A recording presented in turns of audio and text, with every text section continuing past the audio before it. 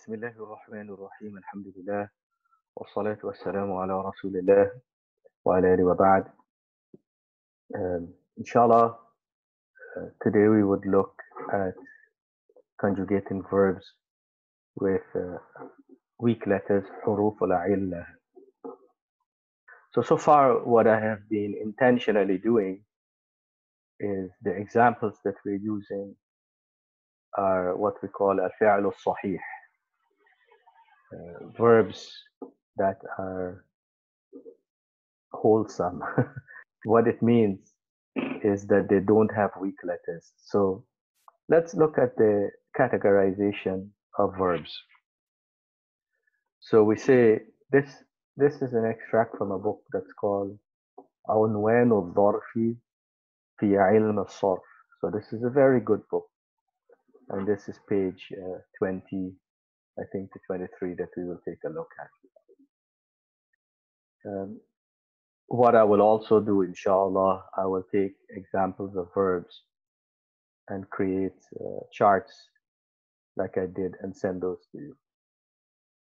So here it says وينقسم الفعل إلى صحيح ومعتل.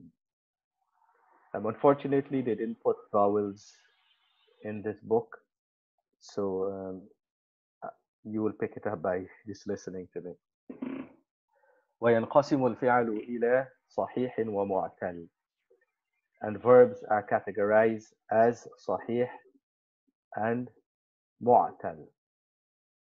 صحيح literally mean that they are flawless, they're sound, but there's a definition for it.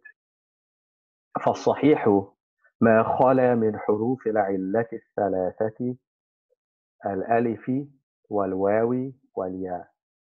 So the definition of a verb that is صحيح is a verb that does not have any of the three weak letters: the alif, the waw, and the ya. So if you look at a verb and the verb has an alif within it, not hamza, alif. Remember the difference between alif and hamza. Alif is a vowel and hamza is a letter. If the verb has an alif, or if the verb has a waw, or the verb has a ya, that verb is classified as mu'tal. Mu'tal, fi'lun mu'tallin. What it means is a weak verb. Same question. Yeah. Go ahead. So illa is it the same thing as in what we studied for hadith? Is it the same meaning or different? Okay, Well, okay. linguistically the same meaning. Illa means a weakness or a sickness. Okay. You say the person is alil, that means he's weak. Illa can also mean the reason for something. Here the word illa means weakness. And weakness is classified as one of these three letters are considered weak letters. What does it mean they're weak? What it means when we say the letter is weak is that the letter can be changed. It can be changed from an alif to a waw or a ya, or a waw can be changed to an alif or a ya can be changed to a waw and alif. That's weakness. It's called al-qalbu. Al-qalb means change. That's the first thing. They're also weak in that letters can snatch their vowels from them. So a waw may have a dhamma and the letter before it will say, give me that dhamma. So they can lose their vowels. The third thing is that they can be eliminated, they can be eradicated completely from the verb in certain forms of the verb. So when a verb has an alif, a waw, or a ya, or a combination of them, it is seen as a weak verb. So all the other verbs are called sahih. So for a verb to be classified as sahih, fi'lun sahih, it must be free of alif, waw, and ya. Then he went ahead and did a classification of the sahih, and I will just smooth through them without going through details. So, وهو ثلاثة أقسام. This is the classification of the sahih now. السالم, المهموز, المضاعف أو المضاعف, both are correct.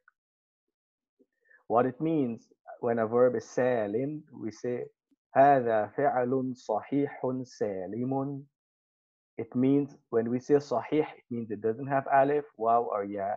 When we say salim, we mean it doesn't have hamza or a doubled letter. تضعيف here means double letter. أولها السالم وهو ما سلمت حروفه الأصلية من الهمز والتضعيف وحروف العلة.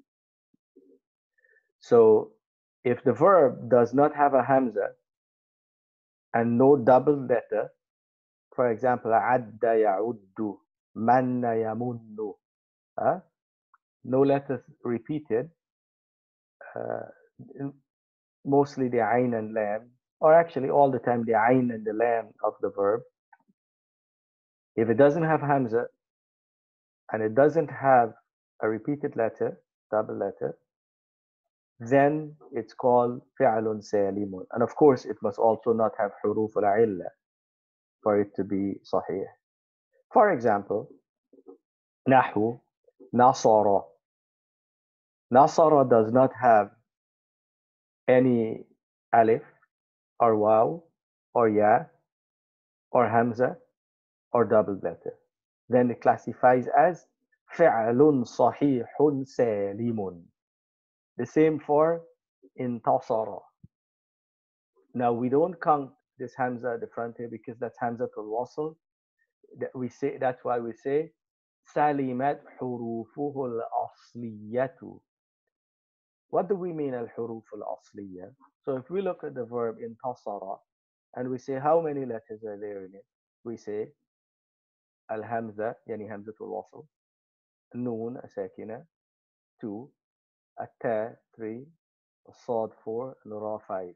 But when we ask the question, what are al-huruf al-asliyatu min hadha al-fi'al? What are the original letters of this verb? We would say noon, sad, and ra. See that? So we consider the hamza and the ta as hurufun za'ida, not asliya. See that? It's on the 8th pattern of ifta'ala. We added on hamzatul wasl to begin with the fa having a sukun. Fa, by fa I mean fa'ul fi'ali. And the ta is added on to put it on the pattern of ifta'ala. And also like nasara, wa nasara. Nasara has an alif, but it's not considered fi'lun mu'tal. Why? Because the alif is za'ida. Are you seeing that? The alif is za'ida. It is not asliya. The same for tanasara. Tanasara is on the pattern of tafa'ala. The ta and the alif are harfani za'idan. They are not من الحروف الأصلية. والحروف الأصلية في تناصرة are النون والصاد والراء. And we wouldn't talk about that because we already discussed that. Sheikh, what is can you kindly describe again what asliya is? Original. The original letters. The 3 original letters for the verb. Yeah. So if we were to take a verb like kharaja, we say the original letters are kha, ra, and jim. If you look at the verb istaghfara, for instance, istaghfara has hamza, sin, ta, ghain, fa, and ra.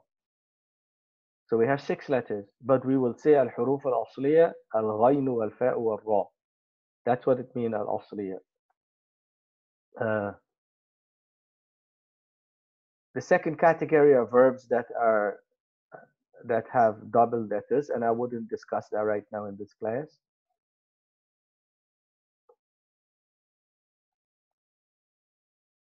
Or verbs that have hamza. So these are all af'al sahiha. So if you understand that categorization, we will move on to al-fi'lul mu'tal. Al-fi'lul mu'tal. So this is what we want to study today. I just gave you the global categorization, and then we would look at verbs with weak letters. So the lesson for today is studying verbs, or looking at what happened with verbs that have weak letters. What are weak letters? Al-alifu, wal-ya'u, wal-waw. Wal-mu'tallu. Go ahead. So on top, at the beginning of the today's class, you said there are two categories of verbs: as-sahih wal-mu'tal. Right? Now you gave us the definition of sahih, right? And then I believe you gave us also the definition of mu'tal. Well, that's what we're doing right here now. Oh, okay. Sorry, I was going ahead. So sorry. Go ahead. So والمعتل ما في حروفه الأصلية شيء من حروف العلة. This is the definition of al-mu'tal. The weak verb is a verb that any of its original letters are any of the weak letters. Meaning, if the verb has an alif as an original letter, a waw as an original letter, or a ya as an original letter, the verb is classified as fi'lun mu'tal. Fi'lun mu'talun. وهو أربعة أقسام. Weak verbs, or excuse me, verbs with weak letters. We don't say the verb is weak, we say the letters are weak. Yeah. Verbs with weak letters are four categories. I'll just go through the classifications and then discuss them. So the first is called al-mithal. The first group is called al-mithal. The second is called al-ajwaf. The third, I'll explain them in a second. The third is called al-naqis. And the fourth is called al-lafif. The fourth, al-lafif. So al-lafif is the fourth, al-naqisu is the third, al-ajwafu, al-naqisu is the third, al-ajwafu is the second, and al-mithal is the first. So let's look at what al-mithal is, and then we will discuss the rest of them if we get to them today. وهو ما كانت فاؤه حرف علة. وهو ما كانت فاؤه حرف علة. So the definition of al-mithal, al-fi'l al-mu'tal al-mithal, is a verb in which the fa is a weak letter. Huh? And when the fa is a weak letter, it must be a waw or a ya. So if you notice, they did not give us, he said nahu, like. Nahu means like. Here nahu means like. Or for example, wa'ada, he promised, and yasara, it becomes easy, or something is easy. Wa'ada, he promised, and the verb yasara. So the verb wa'ada starts with a waw. Waw is a weak letter. So we say هذا فعل معتل. It is a weak verb, or a verb with a weak letter. Which category? Al-mithal, because the first letter is harfu illatin. It has a waw, wa'ada, and yasara, as a wow. Excuse me, yeah. We will tell you what happens to that verb in a second. الفعل الأجوف الثاني الأجوف وهو ما عينه حرف علة, and it's the one that the عين, meaning the second letter, فعل, the عين is a weak letter. For example, قال وباع وخاف. So the عين is an alif here, the عين is an alif here, and the عين is an alif here.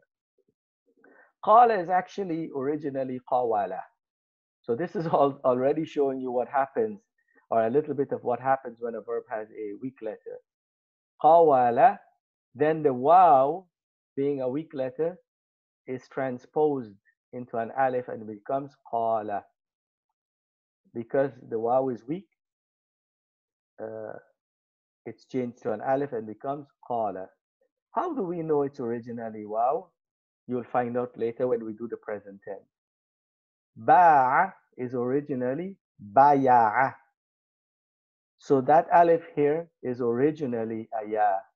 This alif here is originally a wow. Excuse me. وخاف, the alif is originally خويفة, a wow. And the wow was transposed into an alif. قلب كل من الواو والياء ألفا لتحركها وانفتاح ما قبلها, because it has a haraka and what's before it has a fatha. And this is kind of like a rule, but don't bother. All you have to remember at this point is al-ajwaf is the verb in which the ayn is a weak letter. الثالث الناقص. So I'm just doing definitions for now. الفعل المعتل الناقص وهو ما لامه حرف علة, and it's the verb in which the lam is a weak letter. What do we mean the lam? The last letter of the three original letters. نحو, غزا, and رمى, and رضي, and سروى. And just to show you what happened with those verbs, let's take غزا. غزا is originally غزاوة, غزاوة, and that alif is originally a waw. And the alif was transposed into, the waw was transposed into an alif because of the fact that there's the zai has a fatha. And we're going to talk about the rules later on. And Rama is originally Ramaya. And the ya was changed into an alif because the meme has a fatha. It says Ghazawa, Asl al-awwalaini. What it means al-awwalain, Ghaza wa Rama. The origin of the first two were Ghazawa and Ramaya بفتحات تحركت كل من الواو والياء وانفتح ما قبلها فقلبت ألفا. So because of the fact that they have fatha and what before it has a fatha and they're weak, they were changed into alif. So that's just the definition of a naqis. So quick review. Al-fi'al al-mu'tal are four categories. The first is called al-misal, and it's when the first letter is a weak when first letter is a weak letter. Al-ajwaf, it's when the second letter, the ayn, is a weak letter. And al-naqis is when the third letter is a weak letter. Third original letter, excuse me. Okay, what's the definition for the fourth? The definition for the fourth al-lafif is al-rabi' al-lafif wa huwa qisman. There are two categories of al-lafif. Mafruqun wa maqrunun. Mafruq means separate. Maqroon means joined. Separate means it has, so al-lafif is when the verb has 2 weak letters or more possible, but I don't know any verb that has all 3 letters are weak. That's something for me to research. I never even thought of it until now. So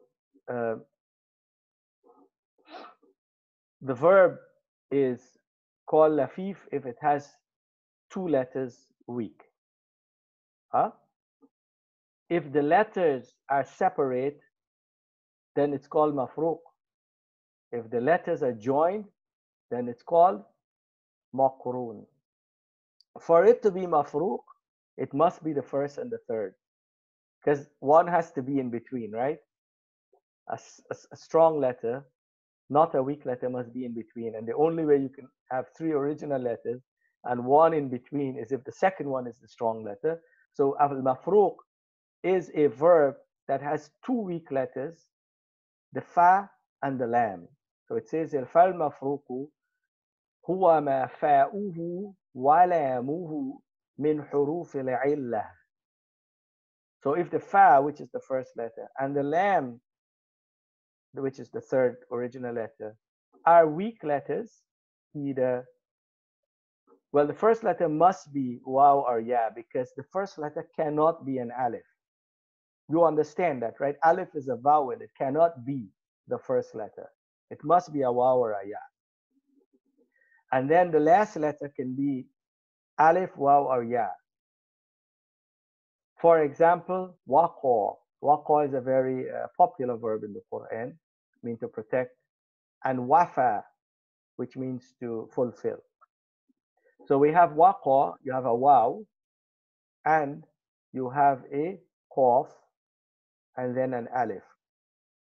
And you have waw, fa, and alif. Oh, this here is called alif maqsura. Even though it's written as a ya, it is really an alif. And the origin, by the way, I don't know if he mentioned it here.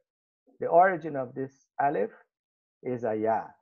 How do we know that? You normally would know when you look at the present tense and what we call the masdar. We will study what masdar is hopefully next week, inshallah, or after we finish huruf al-illa. And this alif here is originally, it's originally alif. Yeah. So وهو باعتبار أوله كالمثال وباعتبار آخره كالناقص. So let me explain what this sentence means. When you look at the mafruq, it is also mithal, because the first letter is weak. Mithal is when the first letter is weak, but it's also naqis, because the last letter is weak. But it's a combination of both of them. So really, al-lafif al-mafruq is al-mithal al-naqis combined. We wouldn't talk about how we handle it as yet. وَالْمَقْرُونُ هُوَ مَا عَيْنُهُ وَلَامُهُ حَرْفَا عِلَّةٍ. So al-maqroon is when the ayn and the lam are both weak letters. So the second letter and the third letter are weak letters, like tawa and nawa. Okay. Just definitions. Do you all understand the definitions? So let's go over them quickly again. Verbs are categorized as sahih or mu'tal. Sahih means that the verb does not have alif, waw, or ya as one of the 3 original letters. And we talk about trilateral verbs here. And when we do 4-letter verbs, the same rule would apply. Mu'tal means it has a weak letter. When the verb is sahih, there are different categories. It can be salim or mahmus or muda'af. Salim means it does not only does it not have the alif, waw, and ya, but it also does not have hamza or a double letter. Then the verb is called sahihun salimun. So there are 5 conditions for the verb to be sahihun salim or 5 exclusions. Must not have alif, must not have waw, must not have ya. None of the 3 huruf al-illa. And it also cannot have a hamza, and it cannot have a double letter. When these 5 conditions exist, then the verb is sahihun salim. If it does not have alif, waw, and ya, but it has a hamza, then it's called mahmuz. Mahmuz. It has, yeah.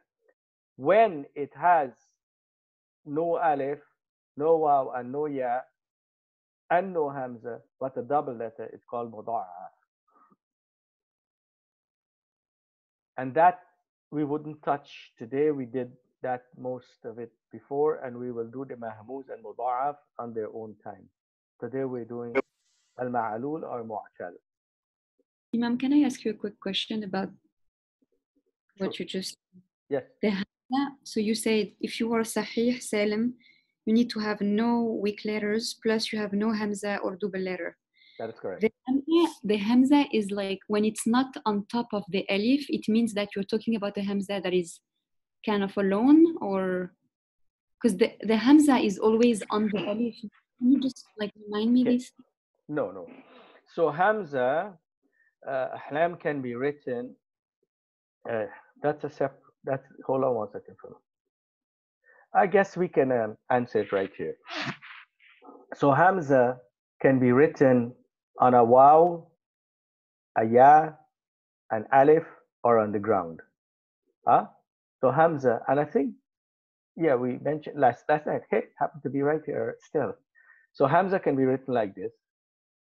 So the hamza really is the head of the ayn there, or it can be written on the line, or it can be written on a ya, or it can be written on a waw. So hamza is normally written one of these 4 ways.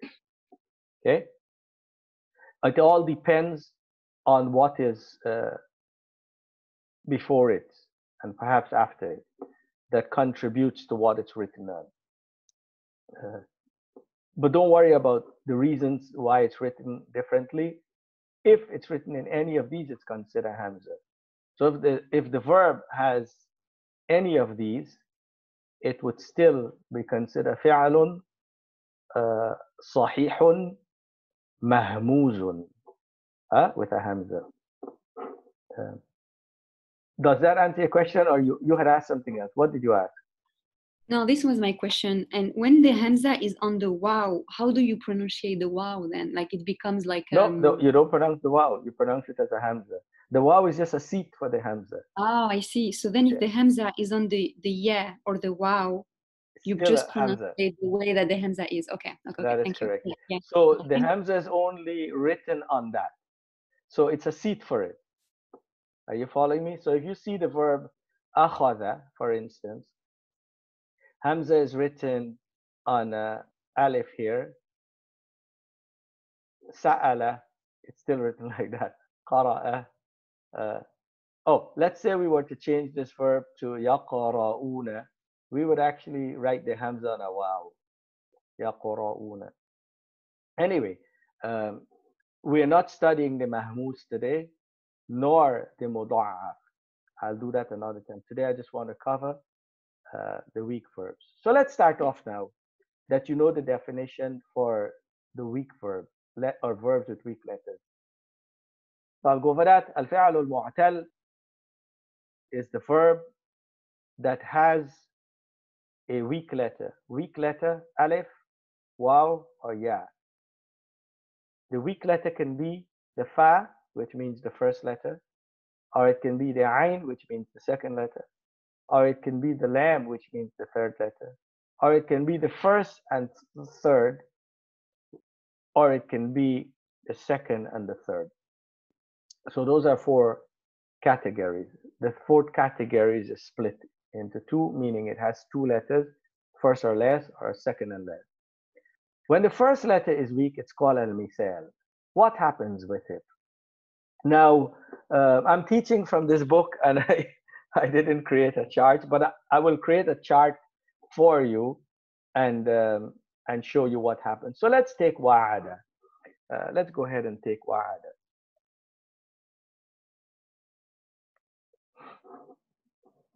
Let's go through the rules first, and then I'll apply it. and show you the application. وحكمه كالصحيح. When the verb has a weak letter, waw or ya as the first letter, you treat it just like you treat the sahih, except such and such. Let me clarify. When the first letter is weak, it cannot be an alif. It must be a waw or a ya. There is no way to make alif the first letter. It's impossible, cannot happen. If you put an alif as the first letter for a verb, say for instance, you say alif, you say alif, and then ba and ta, ba and ta, how would you pronounce alif? Alif is a vowel. You will have to put a letter before it to pronounce it. You'll have to put whatever, a ha, anything in front. Then it's no longer the first letter. Are you following me? Alif cannot be pronounced as the first letter. Only Hamza can be pronounced as the first letter, but not alif. فحكمه or وحكمه كالصحيح. It is treated like the sahih. What do we mean treated like the sahih? When we did the verbs that we had conjugated so far, all of the verbs we have conjugated, did we ever change one of the letters to a different letter? Like for example in alima or kharaja or dakhala or jalasa or shariba. Did we ever take one of the letters and switched it to some other letter? No, we haven't. So we never did qalb. Did we ever eliminate one of the letters? Eradicated. Did we ever do hazf? No, we never did that. Did we ever steal its vowel and give it to a different letter? No, we never do that. Why? Because the sahih will maintain itself. I guess it defends itself. Okay, when the first letter is weak, we say we treat it just like the sahih, except إلا إذا كانت فاؤه واوا وكان من الباب الثاني أو الثالث أو السادس. Now this needs explanation because I haven't taught you this yet. This is a lot to introduce at the same time. So it says, except if the fa is a waw and it is from the second, third, and sixth groups of verbs. Now verbs are groups. I'll explain what the grouping is. I didn't teach you the detail. We just learned how to use them. فتحذف الواو من المضارع نحو وعد يعيد وضع يضع وثق يثق. Let me go over that again. If the first letter is a weak letter, you treat it like the sahih, with an exception. If it's a waw, when we make the present, if it's a waw and it is from the al-bab al-thani, al-bab al-thalith, or al-bab al-sadis, what does that mean? I'll explain in a second. Then in the present tense, you would eliminate the waw. And I'll explain why it's eliminated in a second. In fact, I want you to understand the logics of why we would do hazf or qalb, or steal the vowel and then eliminate it. When you understand the logics, you don't have to remember much of the rules. You would know how to apply the rules. So I'll actually show you this in action. Example, wa'ada would become in present tense ya'idu. Wada'a would be yada'u. Wathiqa would be yathiqu. What does it mean, bab? I'll explain this briefly, but I don't want to confuse you too much. So all trilateral verbs with 3 original letters are on one of 6 bab. الأفعال الثلاثية على 6 أبواب. The first bab is فعل يفعل. فعل يفعل. The second bab is فعل يفعل. The third bab فعل يفعل. So what the bab means is what the ayn will have in the past tense and a combination with the ayn in the present tense. So there are 6 combinations. Logically, it appears as if you should have, if you were to do the math, if you have fatha and the ayn in the past tense, then you can have kasra, dhamma, or fatha on the ayn in the present tense. So when you have fatha on the ayn in the past tense, and you have kasra on the ayn in the present tense, it's called al-bab al-awwal. If you have fatha on the ayn in the past tense and dhamma in the present tense, it's called al-bab al-thani. If you have fatha on the ayn in the past tense and you have fatha on the ayn in the present tense, it's called al-bab al-thalith. It's called al-bab al-thalithu. So it appears as if we should have how many combinations?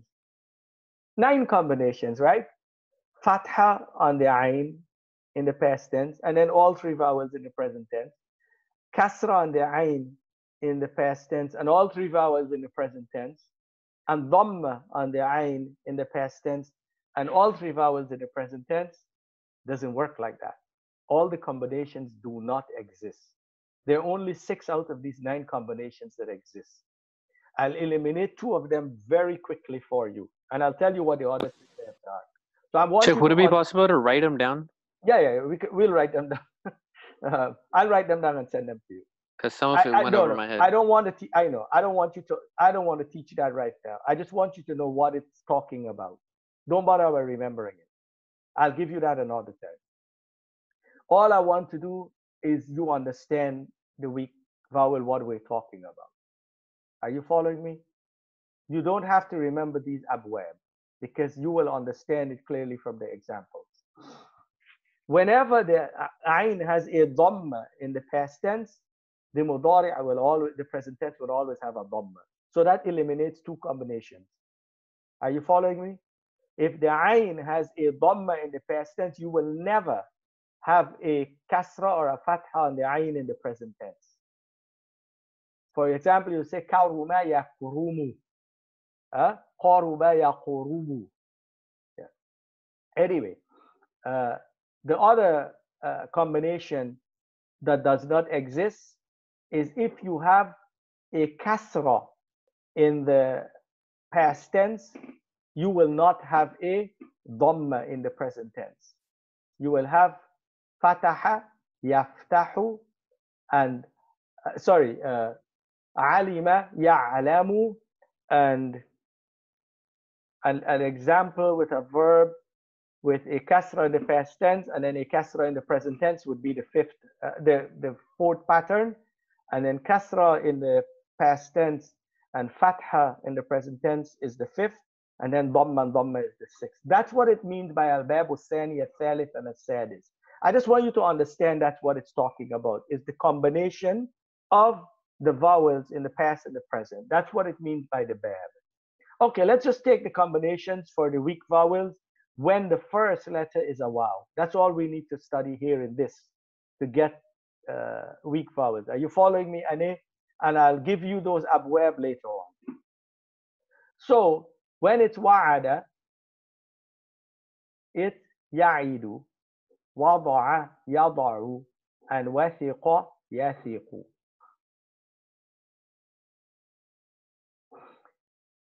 Let me show you what happens with those. So we'll go ahead and do that. And also, that's in the present tense. And then the amr, وَمِثْلُهُ الْأَمْرُ نَحْوُ عِدْ وَثِقُ. And forget the masdar because I haven't taught you masdar as yet. We will do that after we finish with verbs.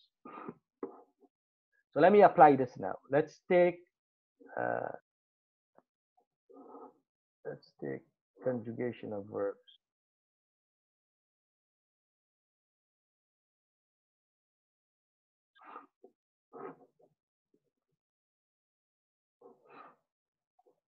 So what I will do now is I will just steal this this whole chart here and say copy this chart, and I'll create another document.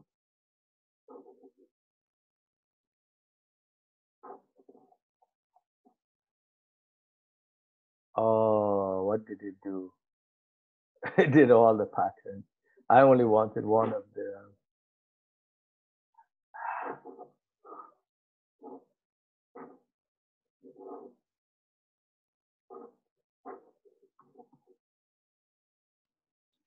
So Imam, while you're finding your thing, so akala would be still a sahih verb, right? Because there is an alif, but there is a hamza on it.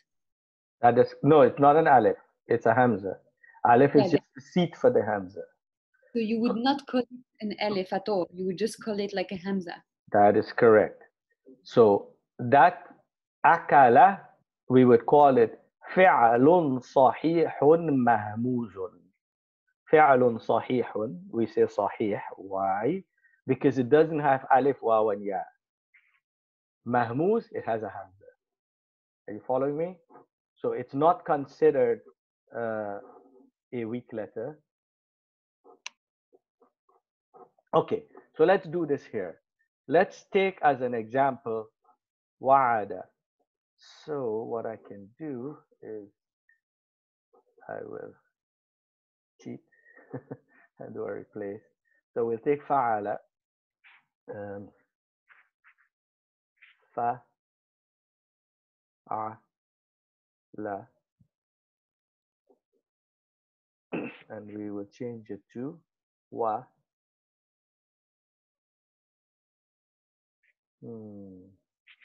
I guess da. Let's go ahead and change and see what happens here. So huwa wa'ada, hiya wa'adat. Because it had a sukoon, it didn't change it. Let's go ahead and do this now.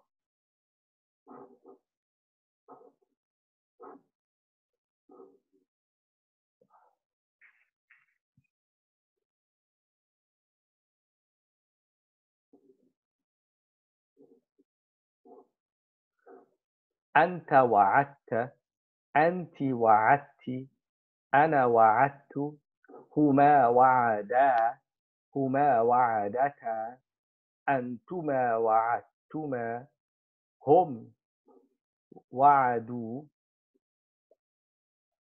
هن وعدنا. Let me just fix this here. هم وعدوا، هن وعدنا، أنتم وعدتم، أنتن وعدتن، نحن وعدنا. So if you notice in the past tense, we treated it just like the Sahih. Nothing changed. Are you seeing that? There is no difference in the past tense when the first letter is a weak letter. However, in the present tense, look what happens. In the present tense,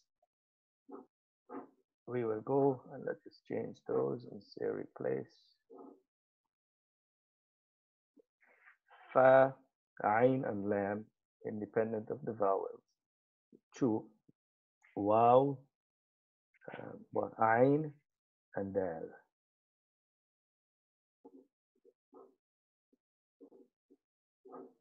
And then I'll fix it. So originally, wa'ada, yaw, yaw. What did I do? I'm showing you what happens so you understand what's happening. Yaw, I, do. Now you don't say this. You say huwa yawa'idu. That's the original form. But that's very difficult in the tongue. So what the Arabs do, they eliminate the waw. Ya'idu. Are you seeing what's happening? You follow? Yes, yeah, that's very clear. Yeah, forget the reasoning. I'm trying to explain to you because it's difficult in the tongue. That is the real logics behind it. What you have to remember is that you will eliminate the waw. And ta'idu, and here ta'idu, and anta ta'idu, and ana anti ta'idina. So the waw is eliminated in present tense. And ana a'idu, wahuma ya'idani. You just eliminate the waw in the present tense. Antuma ta'idani, nahnu na'idu, hum ya'iduna, hunna ya'idna, antum ta'iduna, antunna ta'idna. And I'll fill in those vowels and send this to you. In the command, Sheikh, is the kasra on the ain part of one of the babs that we just discussed? That is correct. Yes, that's what it means. So we have wa'ada, fatha, that would be al-bab. What are the abwab again? That's al-bab al-thalith.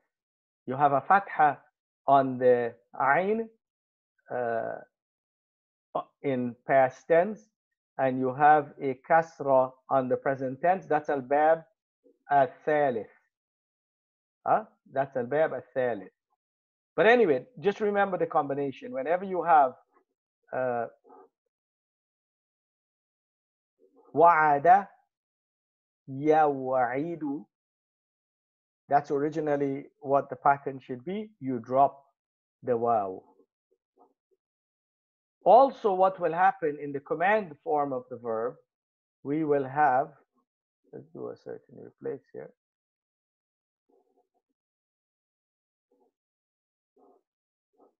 We would also drop it. Okay, I'll show you an easier way. I'll show you an easier way. So the rule is, the way you form command is by using the present tense. Anta ta'idu. So let's write this in.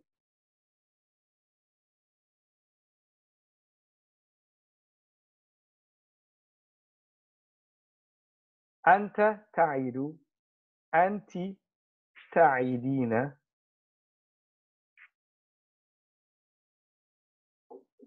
antuma ta'idani, antum ta'iduna, antunna ta'idna. I'll copy these. So we copy these 5, copy, and see if we can paste them here.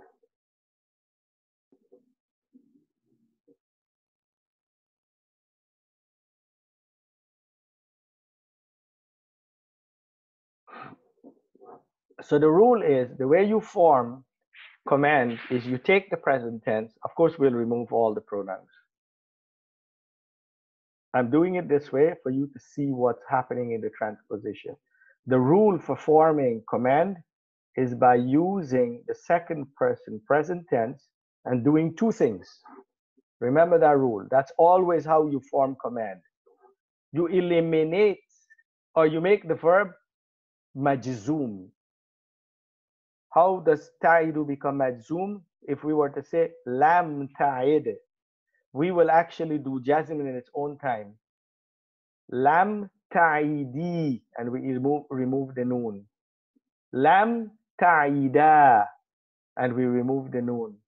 Lam ta'idu, and we remove the noon but put an alif. And lam ta'idna remains the same. That's the first transposition. The first thing you do to make the present tense verb command is you make it majzoom by whatever you have to do to make it majzoom. The second thing is remove the present tense letter. So we eliminate the ta, we eliminate the ta, we eliminate the ta, we eliminate the ta, and we eliminate the ta. So it becomes a'id, a'idi, a'ida, a'idu, a'idna. A'id means promise. A'idni. If somebody say, I'm going to do something, you say to him, a'idni. What it means? Promise me. You're commanding him to promise you. Let me explain this to you so you see it clearly again. So you understand that rule of forming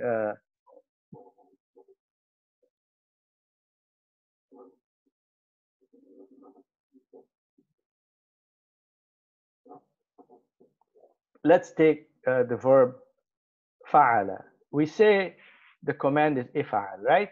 How did we form that from the present tense? I'll just do it here and just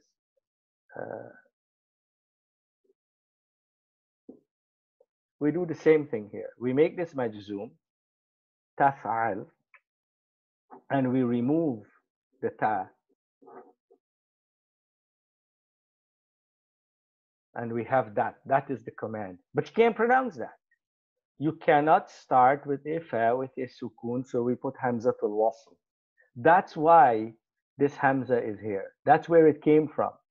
It's because after we eliminate the present tense letter, you end up with a word that starts with a fa with sukoon, and you cannot pronounce a word that starts with a sukoon. Hence, you put the hamzatul wasl just to begin. That's why this one has a hamzatul wasl here. Okay, let's look at what we just did. When we eliminated the ta, is the ayn with a sukoon? Does the ayn have a sukoon? No, it doesn't have a sukoon. Hence, there's no need to put hamzatul wasl. Are you following me? There is no need to put hamzatul wasl. Let's do it again with the other pattern of the verb. Let's take, for example, the second pattern of the verb. If we want to form the command from anta tufa'ilu. Anta tufa'ilu. Let's do it. We make it majzoom. Put a sukoon there. Drop the present tense letter, which is the ta. And you say fa'il. We don't put hamzatul wasl. Why? There's no need. There's no need for it. It does not begin with a sukoon. So we say fa'il. For example, allim, darris, kharrij, dakhil. So we only put hamzatul wasl in the command form of the verbs when it ends up with a letter with sukoon at the starting, if after you eliminate the present tense letter. So if you were to go through them quickly, you will see in fa'il, we don't put hamza. Why?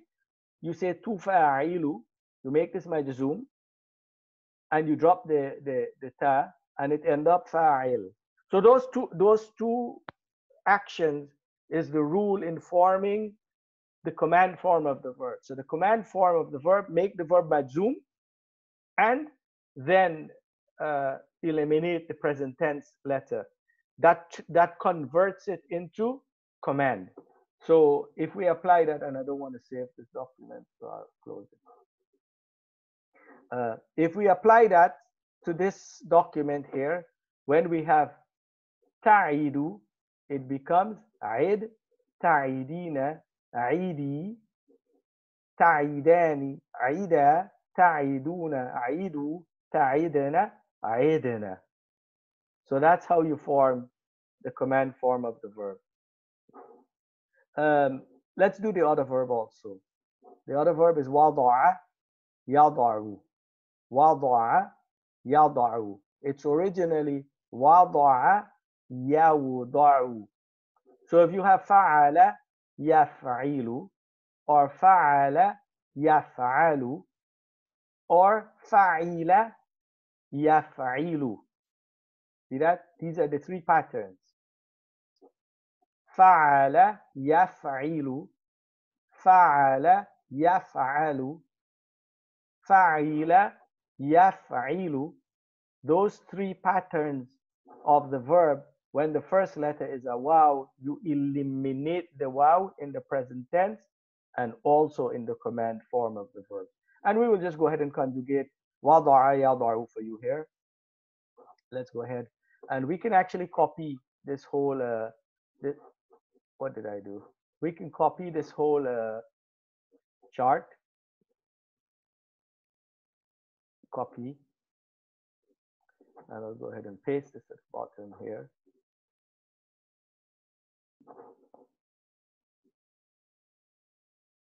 And then we will select the entire chart and we do a search and replace. Replace wa'ada with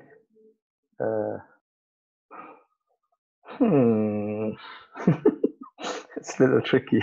It's going to be a mess when we do it. Let's just do it this way. So we'll take there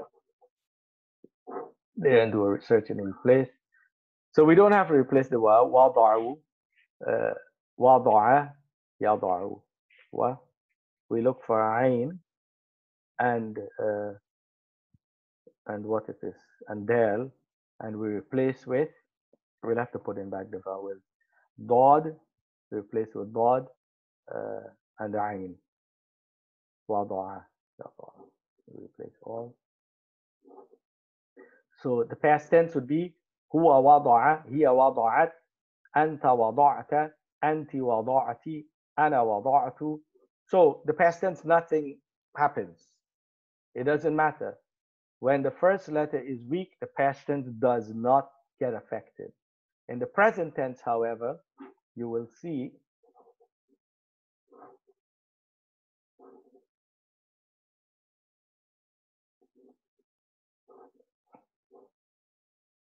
هو يضع, يضع. So the only thing will change is the ayn of the word, the second original letter, which is the dod. Remember, dod is the ayn. It will have a fatha. So you can just go and put a fatha on all the dod here. And in fact, I can make that easy by just doing this. Say replace, and we look for a dod, and we replace it with a dod with fatha. So it would be يضع, and then the ayn would all have dhamma, except this one here. So we can do that too. Replace ayn. So we look for ayn, and we replace it with an ayn with dhamma. And then we'll fix that one. يضعين. That has a kasra. The reason why this has a kasra is to suit the ya. So we say هو يضع, هي تضع, أنت تضع, أنت تضعين, أنا أضع, هما يضعان, أنتما تضعان. عاني. And نحن نضع, هم يضعون, هن يضعن. أنتم تضعون, and أنتن تضعن. How do we form the command? We form the command by taking these five, because one of them is the same. We place it here. We replace that. And we eliminate that first. And then also the ta, and make it majzoom. ضع. ضع. وضع, I mean to place. If you were to say to somebody, place something, for example, if I were to say to you, place the book on the table, I will say to you, ضع الكتاب على المكتب. Well, check this here. We wouldn't say ضع, we would say ضع الكتاب. Because remember, we wouldn't be pronouncing Hamzatul Wasl, and you have two sukuns meeting, so we would actually put a kasra on the ayn. ضع الكتاب على المكتب. It would be الكتاب على المكتب. مكتبي. And then here we have a sukun here also. So you have two sukuns meeting, and we don't do that. So in pronunciation, we would put a kasra here.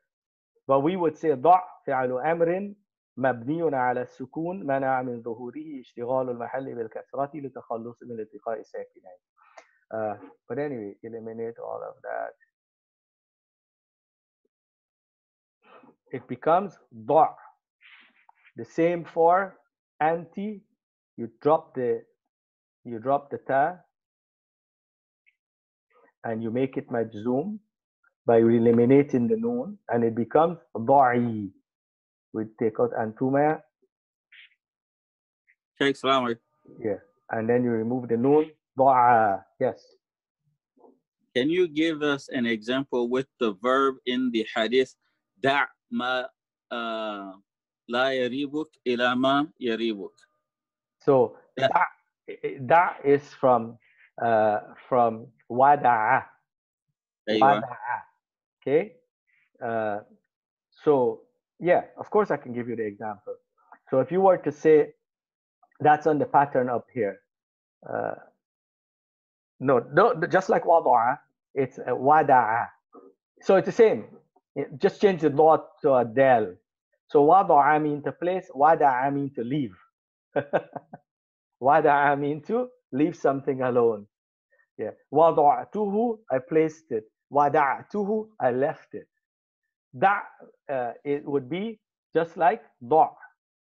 You see that here? But change the da to a dal. The pattern is the same. Wada'a yada'u. Da'a, and then we say, we remove this here. Are you all following what's happening? Yes, Sheikh. But Sheikh, can I ask something? Absolutely. It's seeming to me like along with the weak letter verb, one must also remember the bab in order to know where the fatha, whether there's a fatha or there's a kasra on the ain in the present tense and the command form. So it's very simple. Just remember these three combinations. Wada'a ya'idu, wada'a yada'u, and wathiqa yathiqu. Fatha and the ain in the past tense and kasra in the present tense. Fatha in the past tense, fatha in the present tense, kasra in the past tense, kasra in the present tense. Those are the three bab. Are you following me? Fatha, fatha, kasra, kasra, fatha, kasra. Yeah. But here how it works. Can I tell you something? Right, but which words and verbs do you use that for? So, for instance, is there another verb that's not in these three examples? Any verb on the same pattern. Any verb that starts with wow. So if you were to go and look at, let's say, for example,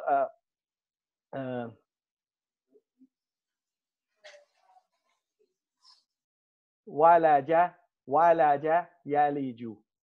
Walaja yaliju. So that would be the same thing. So if we were to say, and this is used in Quran, by the way, walaja yaliju. Let's take this verb here. If we were to say, what is in Arabic?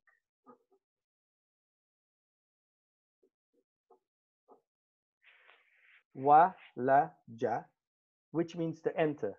Walaja, it means to enter like a hole or something like that. Not like dakhala.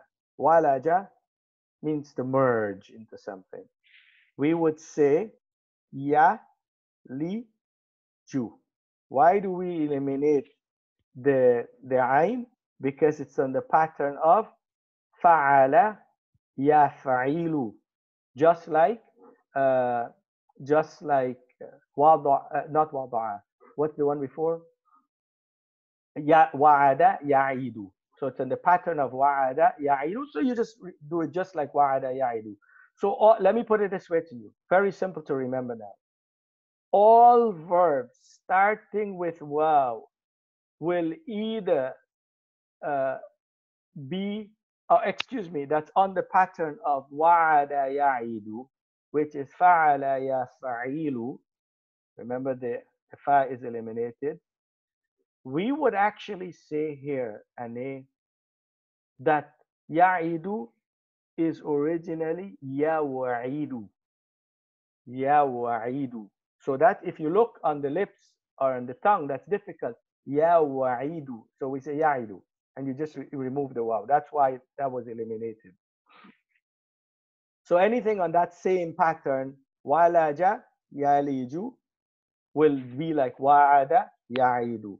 Anything on wada'a yada'u, like wada'a yada'u, will the same thing will happen. And then the third, so if we were to copy this template again, and we take the third copy and apply that. Sheikh, so I guess I guess we're being lost in translation. What I was trying to say was that I understand the transformation, but why why is it not what? Why is it wada'u and not wadi'u? Does that make sense? Because of the fact that you have to learn. Remember, we already agreed upon that. Is that all verbs you have to learn what the present tense letter is going to be. You have to memorize it, get it from someone who know Arabic, or go in a dictionary. You cannot Right. guess the present tense letter. That same rule apply here. I thought this was in addition to one of the rules of weak letters. No. Okay. So weak I understand now. To know what the present tense letter is going to be, you have to reference the dictionary again. So if you have the dictionary there with you, do you have the dictionary? I do. Then go ahead and open it up. Okay. So Imam, then each verb has only one bab, right? You can have only one bab for each verb. That is correct, Ahlam. So each trilateral verb will have only one bab. And remember, the bab only applies to verbs with 3 original letters. If they have increased letters, there is no bab anymore. Fa'ala, yufa'ilu would always be like that. Fa'ala, yufa'ilu would always be like that. Are you following me? Yes. Mm-hmm. So, but on fa'ala, yeah. On the dictionary that you advised us to purchase, it's, for me, it's kind of hard to follow it because it looks like it has a key to know how to use it. So yeah, and that's the key I'm teaching you as we go along. So just find which one are you looking for. Do you have the book with you there, Nasser? I have it, but not on my desk right now. But I have it in my. I can get it. I just have to go get it. It'll take me like 10 seconds. Well, go ahead. I have it, Brother Nasser. If you want any screenshots, I can just pull them up right now. It's right in front of me. Okay. Yeah. So you guys want me to send to the group Wada'u? Send it to me. Or okay.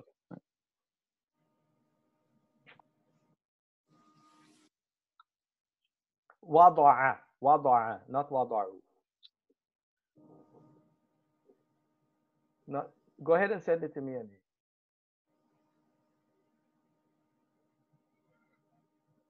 This is it here. So if we look at wada'a, it says yada'u.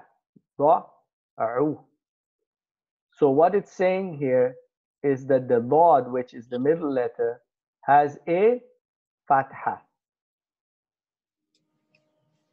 And here it did an extra thing. Normally it don't do that. Because of it knows that the second letter is, the first letter is eliminated, it actually went and eliminated it in the present tense. It normally don't do that. So if you were to look at others, it would just say wada'a, and then it would put a fatha, not fatha, a I, or a U to indicate the present tense letter. Remember that? An A. Yes. So find one for us with that quickly. Any other verb that does not start with a wawiya or alif. Wawiya.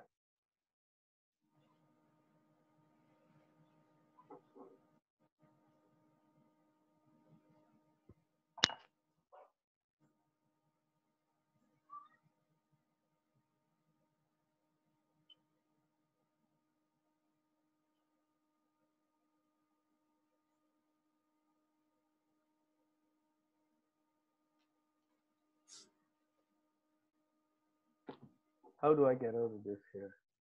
Oh, I think you have to, okay, this here. So if you look, no, shaqqa is a double letter. But it did say shaqqa yashukku. It put a dhamma there. But that's not, I don't want the double letter. Muda'af.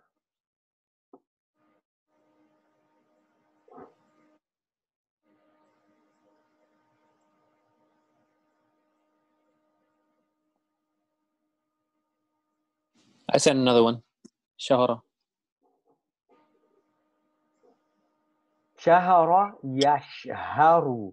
This A here is telling you what the vowel will be in the present tense. All Arabic dictionaries, when you look up a trilateral verb, will tell you what the present tense letter is going to be. Or it actually would spell it out, write it out, and put in the vowel. But the system in this book, Nasir, is that it would give you the 3 letters, and in English, it would write, and with sheen, I guess it make that little symbol on top, sha, ha, ra. What it's saying, it's fa, a, la. That's what that means. And the a here means yaf'alu. Yaf'a. This a means the ayn has a fatha. That's the system it's used in this book. So now when you look up any verb that starts with a waw, actually, this is easy. Just go to waw, an a, and then just let's look how many verbs we can find, and I can show you them. There's no PDF version of this book, right? What book? This here? The same book. No, I was saying there's no PDF version of it. What book we talking about? The dictionary? The same dictionary. Yeah, this dictionary. I don't know. I mean, go and search. Okay. Maybe there is. Very likely. Okay. Yeah. I think I saw it before, but I can't remember. Now this book here, alhamdulillah, I used this book extensively when I started studying Arabic language. Wa'ad. Okay, but here what we have here, ane, you have a letter that is mahmuz. This has its own rules. So now we're combining 2 rules, and it gets a little bit more technical. Yeah. Are you following me? Yeah, this has a hamza. Let's do without hamza. Yeah. I said wabala. Yeah, wabala. Yabilu. Why? Because fa'ala yaf'ilu. The ayn will have a kasra, so it applies just like it applies to wa'ada ya'idu. Wa'ada ya'idu. Watara yatiru. So that would apply here also. So this here you would eliminate the present, the fa. Anyway, listen what you need to remember. It's very, very simple. Forget the complications. Let's go back to, oh, I moved.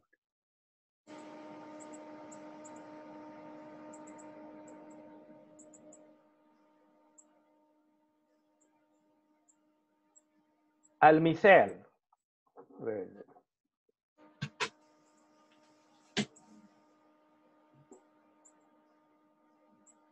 Al-Fi'al al-Mu'tal, al-Mithal. If the first letter is a waw, so I'm making this simple right now. I'm repeating today's lesson. All the other stuff is extra. If the verb has alif, waw, or ya, and if the first letter is weak, and it can only be waw or ya, and if the first letter is waw, and the ayn has fatha in the past tense, and the ayn has kasra in the present tense, you eliminate the fa. If the ayn has fatha in the past tense and fatha in the present tense, you eliminate the fa. If the ayn has kasra in the past tense and kasra in the present tense, you eliminate the fa.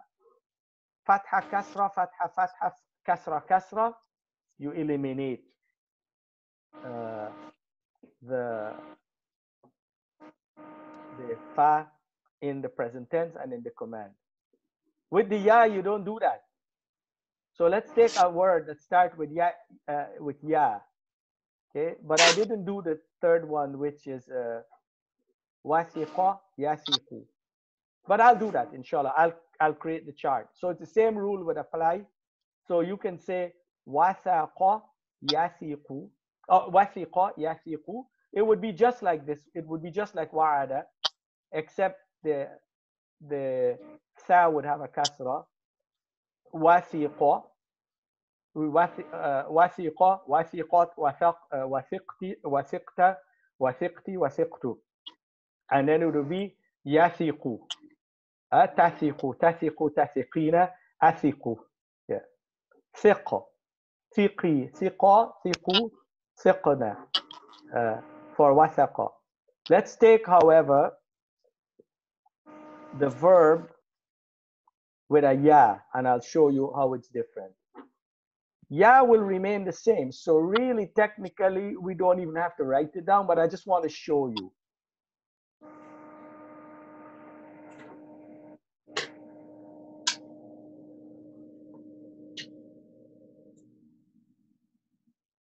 So let's take this verb here and replace it.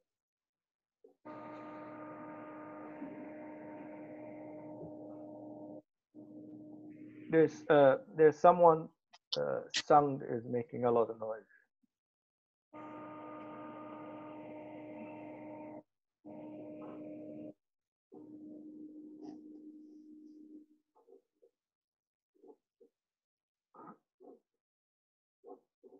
If we look at wa, do, and if we were to replace it with, give me a verb which starts with ya. Yasara. Yasara.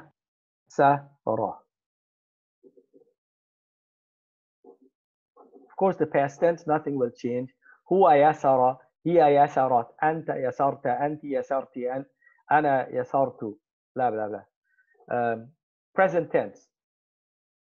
Look what will happen. I should not have used this as the example to change. I'll be lazy. Give me 1 second.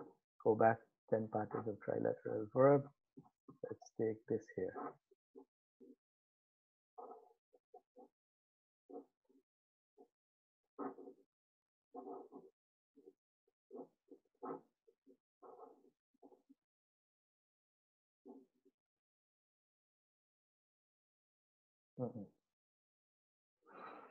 Okay, so if we were to change this one to, let's say, replace, search for fa, ain, lam, fa'ala, and replace with yasin, ra, and go ahead and replace all. And of course, we'll put in back the vowel. It would be yasara, yaisaru, or is it yaisaru or yaisaru? Yaisaru, yaisaru, taisaru. It is not eliminated. Huh? It is not eliminated. So the vowel remain. I mean, the letter remains there. In the command, أدفق المصدر يثق يسر إيسر. It would be إيسر.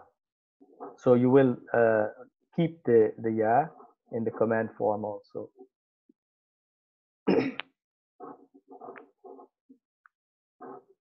So with the ya, you treat it just like al-fi'l al-sahih. Are you following me? When it's the ya, it's basically everything exactly the same. Like normal, yes. Like so, like all al-fi'l al-sahih. Past and present and yeah. Okay. So let's do that here. So let's do it with yasara. That's it. It would be isar, isari, isara, isaru, isirna. It will be just like that. So the ya remains. It is not eliminated, regardless of what bab it is or not. Only. So let's simplify this. When the first letter of the trilateral verb is a waw, and the ayn of the verb in the past tense is fatha, and the ayn in the present tense is fatha or kasra, you eliminate the fa in the present tense and the command. Also, if the ayn is kasra in the past tense and the ayn is kasra in the present tense, you eliminate the fa. Did you follow that? As examples, Wait, what? This is for the ya. It's the exceptions when the ya is the. No. Can you repeat? Sorry. The exception is when the waw is the first letter. Let me explain what we mean by exception. It is treated like the sahih unless the fa is a waw and it is on the pattern of fa'ala yaf'ilu, fa'ala yaf'alu, fa'ila yaf'ilu. Then the waw is eliminated, which is the fa of the word. Is that understood or no? Yes. Wait. So if the waw, so all the rules that so far, when the waw is the first letter, in the past tense is the same thing than fa'ala. In present tense, you remove the waw, and in command, like same thing, like you do some. Yes. Like you use the waw as but well. Only if okay, only if the pattern is fa'ala yaf'ilu, fa'ala yaf'alu, and fa'ila yaf'ilu. Are you following me? These three babs. Yes. For these three babs, then we remove the waw. But otherwise, what do we do? You leave it. You leave Otherwise, it. Okay. you just leave it in place. It's like fa'ala for all tenses if it's not these three babs. That is correct. Okay. That's crazy though. This Arabic grammar is. This is not grammar. This is sarf. Yeah, sorry. Makes it even more complicated. Ahlam, the way this works, let me tell you how it works. This is teaching you rules for you to know how to do it by yourself. That's not how learning Arabic works. What is going to happen is you're going to come across a word in Arabic. Allah says, يَعِدُهُمْ وَيُمَنِّيهِمْ يَعِدُهُمْ وَيُمَنِّيهِمْ. And then you will ask yourself, why is ya'idu? What is it from? And your teacher is going to tell you, comes from wa'ada ya'idu. And that's how you memorize it. And you use the word wa'ada ya'idu and a'id all day long in Arabic language. Now that's only under the assumption that you speak classical Arabic, because most people do not. So that's when the first letter is weak and the verb is called al-mithal. Let's go to al-ajwaf. Do you all understand this or not? I will create the chart and send it to you. So I haven't created the charts as yet. You only have to understand for now. No, we got it. Yeah. And then listen, don't memorize the charts. Just read them and know them. And you'll see when you come across verbs, it will become natural. Al-ajwaf. Okay, let me explain something. Let me explain something further. Why are we studying Arabic grammar? Why are we studying our ilm al-sarf? Because one day we would be doing this. We'll come across a word, ihdina. Ihdina, copy. And I will explain to you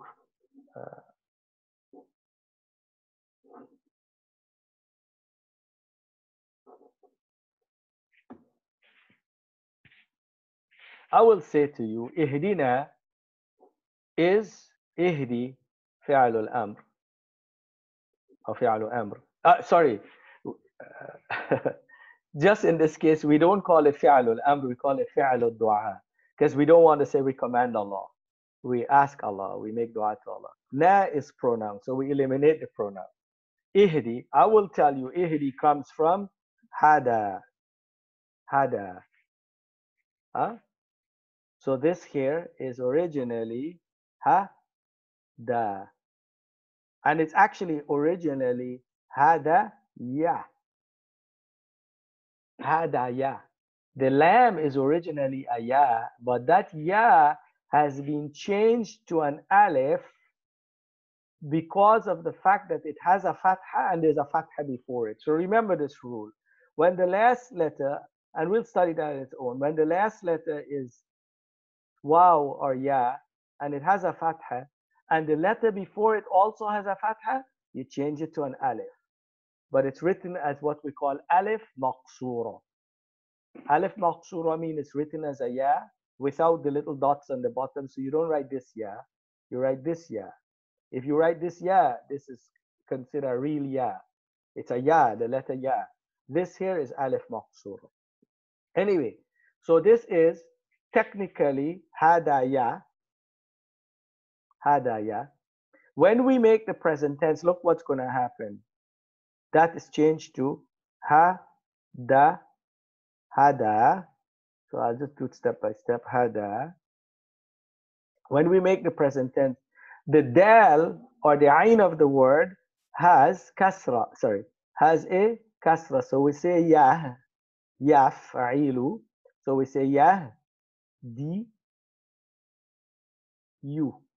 Oh, what did I do? Yahdi, you. So I'm going through step by step. Yah, di, you.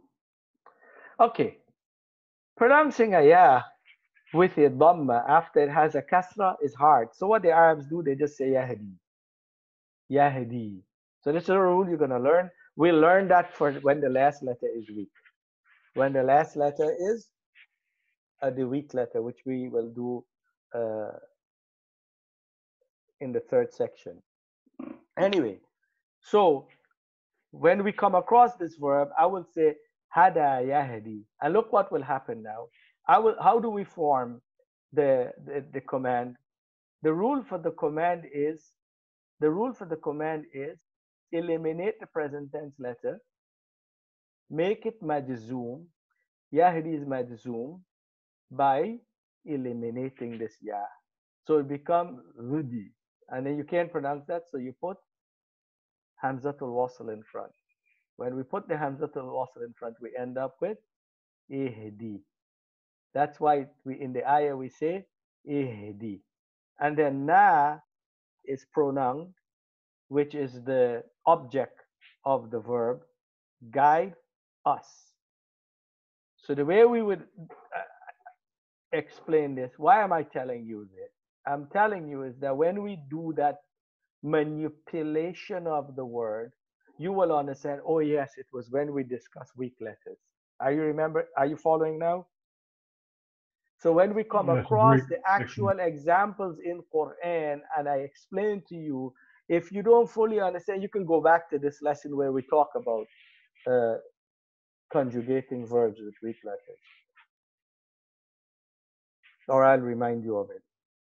So now the way we would analyze this, by the way, if we were to analyze the sentence, we will say ihdi fi'al al-du'a, and we normally say fi'al al-amr, but just out of respect, excuse me, for Allah subhanahu wa ta'ala, we do not say we command him. Fi'al al-du'a, and here what we would say. This one, by the way, is very technical. Some of the scholars say mabniyun ala hadf al-ya. Some say mabniyun ala sukun. Anyway, ihdi fi'al al-amr or fi'al al-du'a. Na ضمير الجماعة المتصل,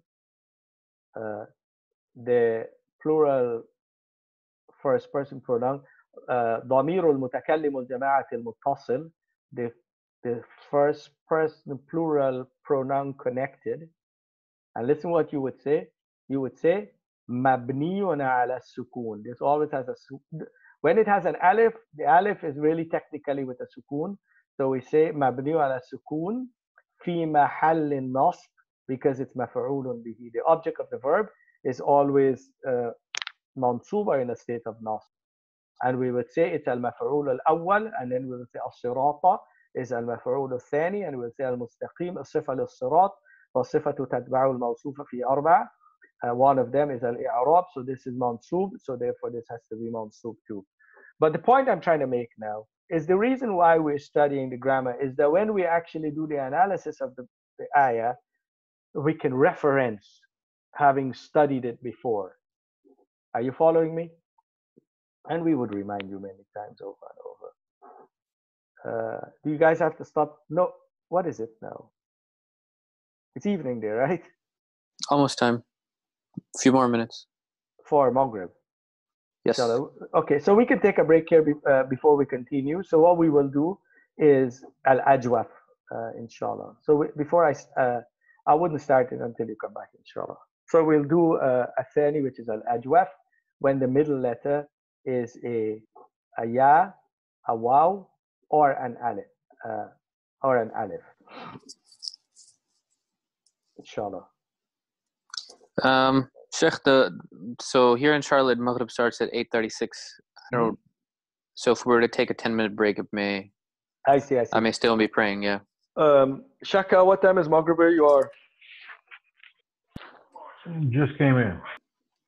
Okay, like okay. Ahlam, what is it in Charleston? Yeah, same for me. It's like it came in like a few minutes ago, but that's fine. We can. Okay, no, let's go ahead and pause. That's fine. We'll wait. And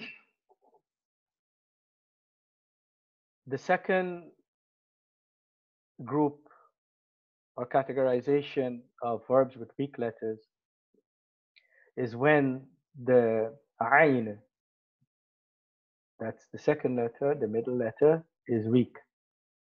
For instance, in the verbs qala, ba'a, khafa. So we'll take these three verbs and use them as examples. The verb qala, the alif is originally a waw. It's originally qawala, and then the waw was transposed into an alif and it became qala.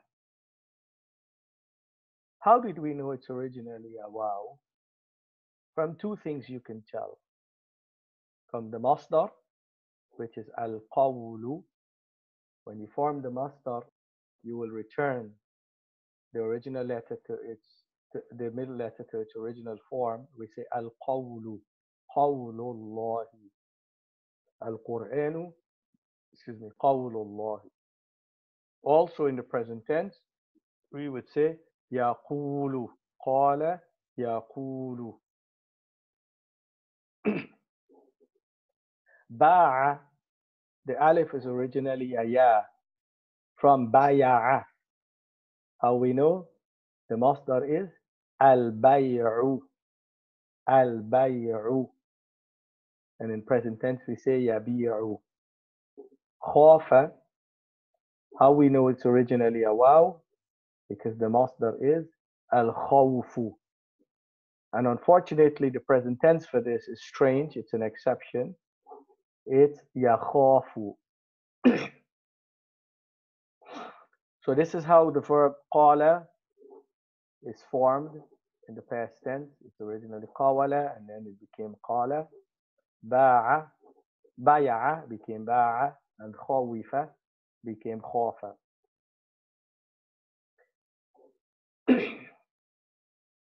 So the rule is, excuse me, فإذا أسند إلى ضمير رفع متحرك حذفت عينه للتخلص من الساكنين، من التقاء الساكنين، لأن الماضي يجب تسكين آخره عند اتصال الضمير الرفع المتحرك به. So that's a lot. I'll explain what all of this is saying here. From here. It says when it is connected to the ضمير الرفع. The ضمير الرفع is the ta in fa'alta, the ta in fa'alti, the ta in fa'altu, the ta and the mim and alif in fa'altuma.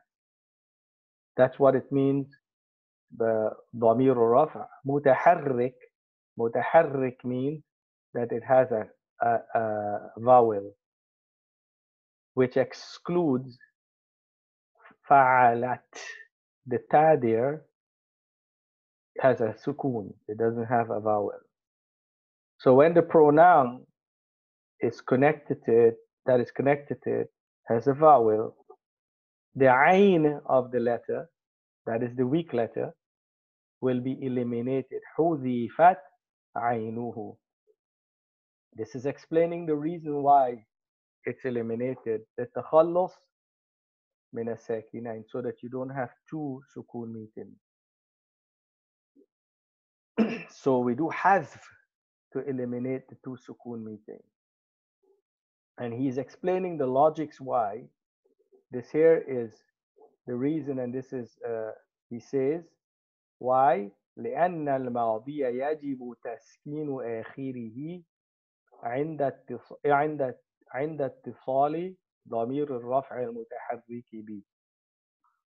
That past tense verb, it is imperative that the last letter, that's the lam, has a sukun when the pronoun that has a vowel is connected to it. Okay. That's the first thing that happens, is you eliminate the weak letter. And I'll show you this. You'll understand this with example. When I'm doing the example, I'll repeat these phrases. The second thing you do is the fa. So you eliminate the ayn, and the fa will take the letter وحركت فاؤه بحركة تجانس العين. And the fa will take the letter, the vowel that the ayn would have had. Let me explain that. For example, قلت and bi'atu. So let's go to the chart and take qala and work with it. So let's take the verb qala.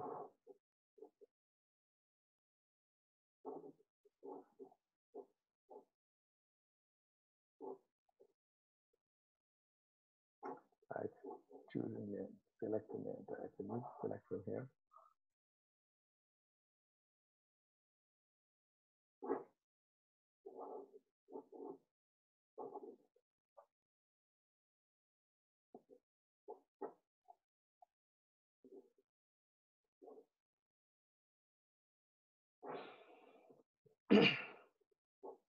So let's change fa'ala to qala. It's originally, I'll put the original, I'll do it step by step so you can actually see what is taking place. You see the transposition as it occurs. So we take fa'ala and we replace it with qa wa la. And we replace all. So let's do the past tense first. So qawala is originally qa wa la, and then the waw, which is the ayn of the word, is changed into an alif. It became qala. Here it's qalat. Here, however, a strange thing occurs. Anta. Let's do it step by step. Qa wal ta. The waw is eliminated because it's a weak letter. So when the middle letter is a weak letter, you eliminate it, and then you put the vowel that agrees with the waw, which is a dhamma. We say qultu. So this dhamma implies, we should have done it here first. This dhamma implies that the middle letter was a waw. So we say qultu, qulta, qulta, sorry, qulti, qultu. So those are the two things that occurs there. First thing you do is eliminate the ayn of the verb. I eliminate the ayn of the verb. Put a sukun on the lam. The lam has to have a sukun. And put the vowel that matches the weak letter that has been eliminated. So in this form here, it would be قلت, قلت, قلتي, قلت.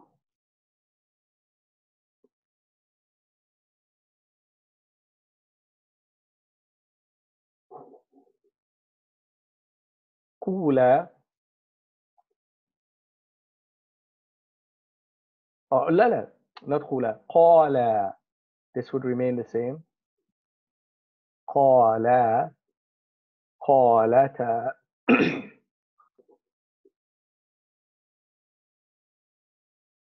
And this would be قلتما.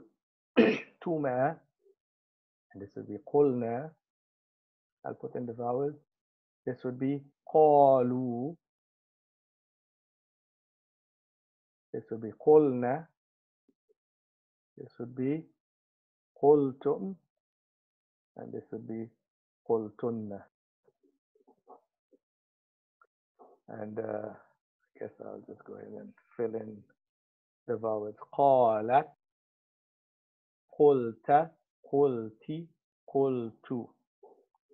قالا. قالتا. قلتما. قلنا.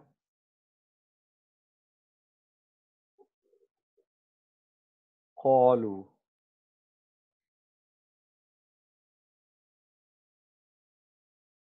قلنا. قلتم. and قلتن. Okay, let me explain here. So you see some of them, we eliminate the alif, like here, but some we didn't. Why is that so? Very simple. Because in this one here and this, we did not add the pronoun. This is the pronoun. It's called ضمير الرفع that has a haraka. Here we add it, but it doesn't have a haraka. It has a sukun. Here the ta has a haraka. The ta has a haraka. Fatha, kasra, dhamma. Dhamma. Fatha. Fatha. Dhamma, dhamma. So when there's a haraka in the pronoun, you will eliminate that middle vowel, the ain, which is originally a waw. You eliminate it. And you put a dhamma on the fa as an indication that the vowel, that the letter that has been eliminated was a waw. And that is the rule in forming the past tense from al-fi'lu al-mu'tallu al-ajwafu. Remember, al-ajwaf is the second group where the middle letter is weak. Do you follow that? Yes. Now, it's different and you just have to learn it. And you will pretty much, honestly, I'm telling you the way you form it, but that's not how it works in real life. That it works in if you want to explain to somebody what transpired. Really, you will memorize قال قالت قلت قلتي قلت قالا قالتا قلتما قلنا قالوا قلنا قلتم قلتن. You will memorize it. It's how it works. You just have to memorize it. Present tense. The present tense, we will eliminate the letter also. So let's go ahead and do a search and replace here, and I'll show you the process. So you say هو يقول أنت تقول أنت تقولين أنا أقول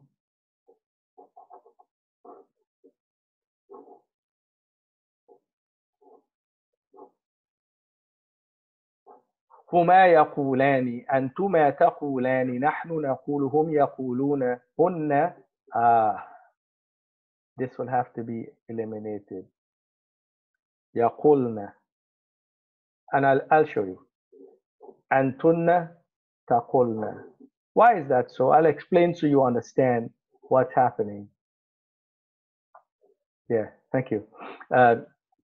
So يقول is originally يقول.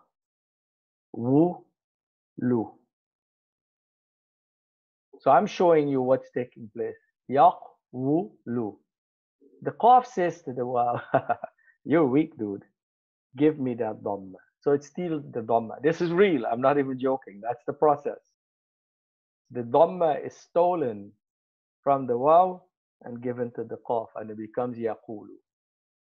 But yaqulu is originally yaqulu, yaf'ulu. Qawala, fa'ala, yaqulu.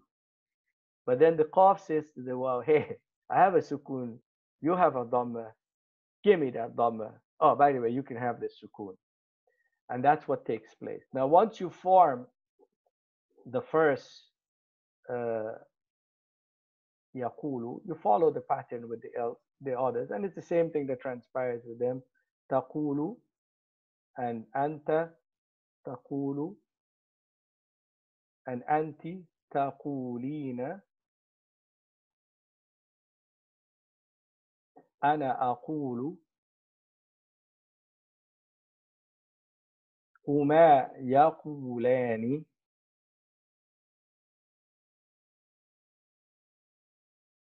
أنتما تقولان نحن نقول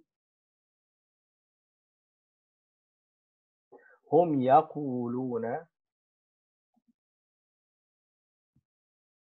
Okay, we come to hunna. Let's look at what happens with hunna and antunna. It is yaq, wul, na. That's the original form. So when we apply the same rule here, and we say, give me that dhamma, it becomes yaq, oh, yaqu, and then you put a sukoon here. Oh, I eliminated the wrong thing. You put a sukoon here. And then you have yaqulna. Well, you cannot pronounce two sukoons together. In Arabic language, we don't allow two sukoons together. So here, it's eliminated. And it becomes yaqulna. The same thing transpires for taqulna.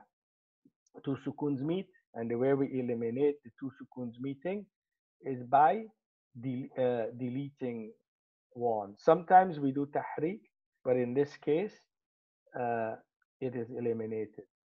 So this is the conjugation of the present tense of qala. Oh, let me save this.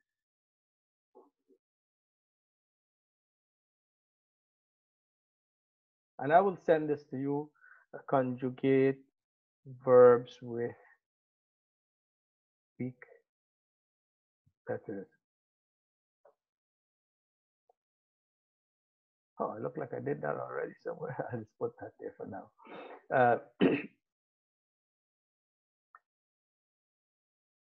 Present tense, a command, excuse me. How do you form the command? Remember the rule. The rule for the command is that you make the verb majzoom. The way it becomes majzoom is by putting a sukoon here. Oops. It becomes majzoom, put a sukoon there. And then you eliminate the present tense letter, which is the ta, and it becomes qul. Well, you have two sukoons meeting. So what do? We eliminate the waw, and it becomes qul. Qul huwa Allahu ahad. So that's what happened there. So let me actually put that back and do this to form the command.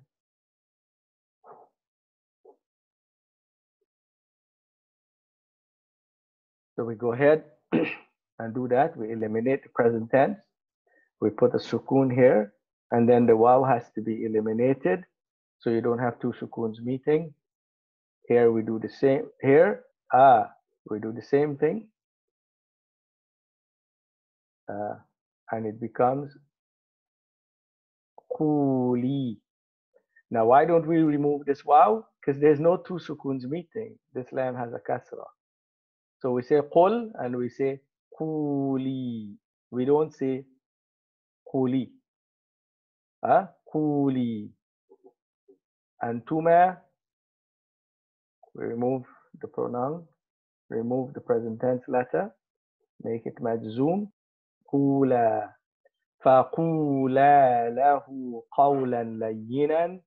Allah says in Quran,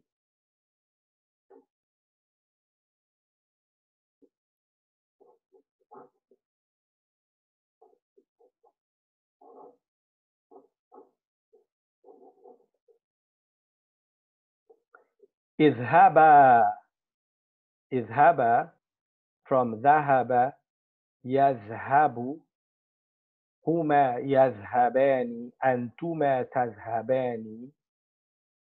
Make the command from تذهبان. We remove the ta, put hamzatul wasl, remove the noon. اذهبا. Allah is commanding both Musa and Fir'aun and Harun alayhim assalam. Allah is commanding Musa and Harun alayhim assalam. اذهبا إلى فرعون إنه طغى. Go to Fir'aun, he has transgressed. فقولا له. قولا, the two of you say to him. Naam. So we come back to our lesson here. قولا, plural, remove the present tense letter, remove the noon, put an alif, always with the plural form of the present tense verb. You put an alif when you remove the noon. Qulu. To remove the ta. And then this here is mabni, so you do not, it does not become majzoom with sukoon. It becomes majzoom. It doesn't become majzoom, it's mabni. The present tense plural feminine form of the verbs are mabniya. They do not change. So you remove, it becomes mabniya just the same way, majzoom the same way, or in a state of jazm, and then you just remove the present tense letter and it becomes qulna. So you have qul, quli, qula, qulu, qulna. Allah says in Quran, if you look here in Surah to Al-Ahzab,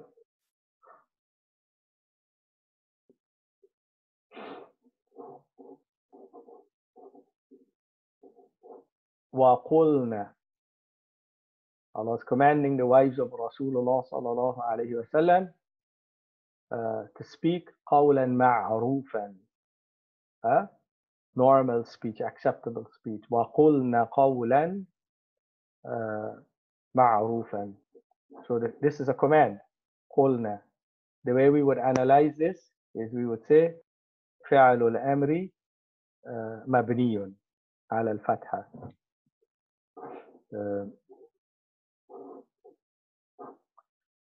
So yes, this is the way you conjugate that verb. And we do a similar thing. So let me copy this. If I copy this whole chart, copy. And we do, what was the next verb? Was qala and ba'a. Ba'a. So we'll take ba'a and I'll show you what's different. Did I paste this?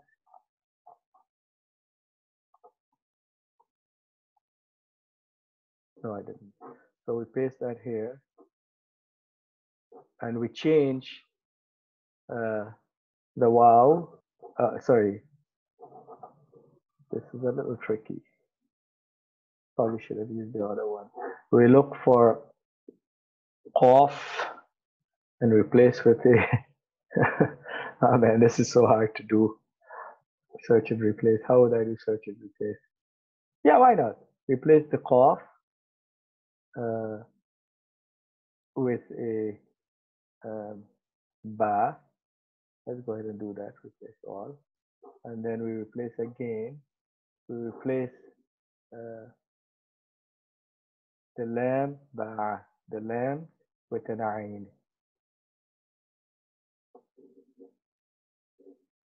And now there's some other changes we have to do, but I'll do them manually. So ba'a means he sold. Ba'a. Ba'at, she sold. Ba'at. It's similar. Anta, instead of saying bu'ata like qulta, we say bi'ata. Why did we use a kasra on the ba instead of a, whereas we use a dhamma in qulta? Very simple. Let me show you what took place. Ba'a or bi'ata is originally ba with fatha ba.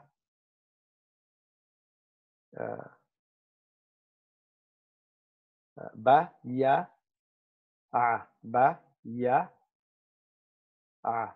That's original form of the verb ba ya a. And then we want to make it fa'alta, so it becomes ba ya'ta.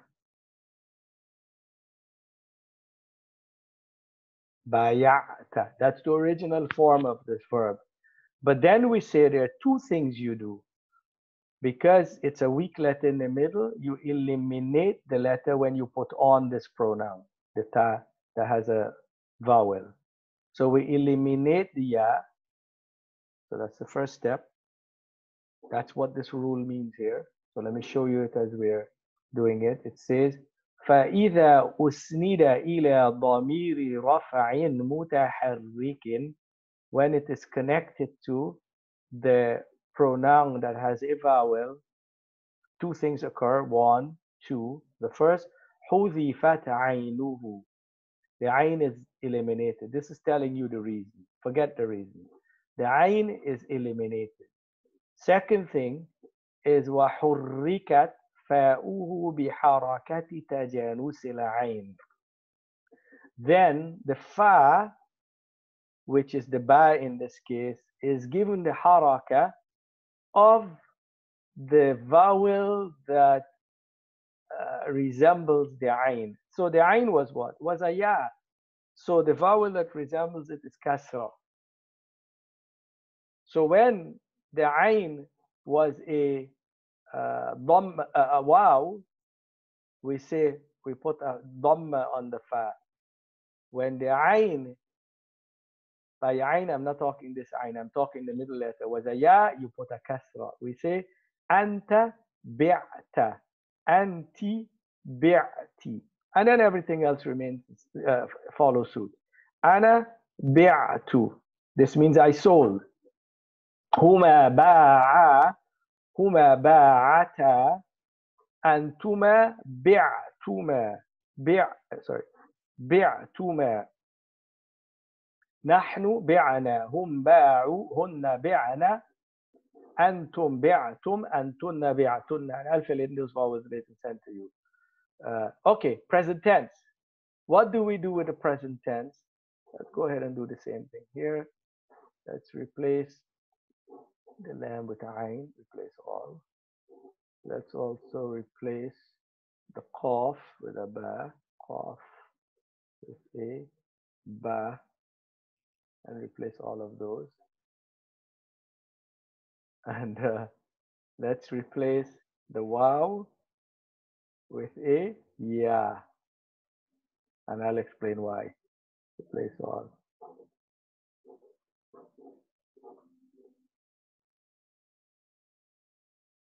I'm not sure what that sound is. Anyway, I got it. How the hell I got a dhamma here? What did I do? Huwa. I did something. Oh, because I replaced the waw with a yeah. So huwa yabi'u. Let me explain what takes place here. It's originally yab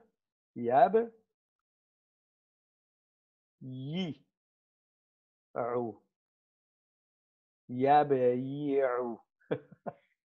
And the ba says to the ya, hey, give me that kasra. I'm strong, you're weak. By the way, this doesn't only take place in language, it takes place in real life. The strong takes away stuff from the weak. So it becomes yabi'u, and of course you follow that pattern throughout. Why did we say taqulu or yaqulu and we made this a dhamma on the qaf? Because of the waw having a dhamma originally, and in this case, because the ya has a kasra originally, we put a kasra on the fa. It becomes yabi'u, tabi'u, tabi'u, tabi'ina, abi'u, excuse me, huma yabi'ani, antuma tabi'ani, hum yabi'una, hunna yabi'ana, antum tabi'ina, antunna tabi'ana, nahnu nabi'u. Command. Actually, let's do it this way. Let's copy this.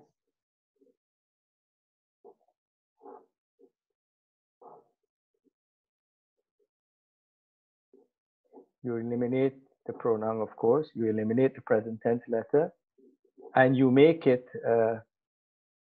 It was originally yabi'u, and then you make it majzoom, and then you have two sukuns meeting. So you eliminate the ya. You eradicate the ya to eliminate two sukuns meeting. Tabi'ina, you don't have to do that.